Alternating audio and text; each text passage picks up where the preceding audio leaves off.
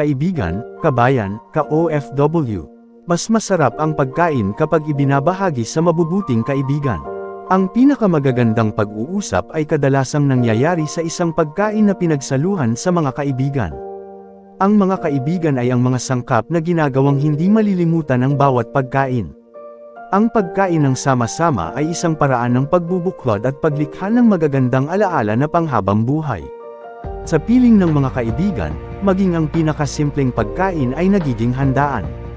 Tanghalian at hapunan kasama ang mga kaibigan sa Saudi. Ito ay isang recipe para sa kaligayahan.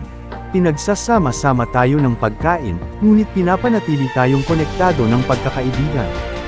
Ang kagalakan ng pagtira-piraso ng tinapay kasama ang mga kaibigan ay isang karanasang nagpapalusog sa katawan at kaluluwa.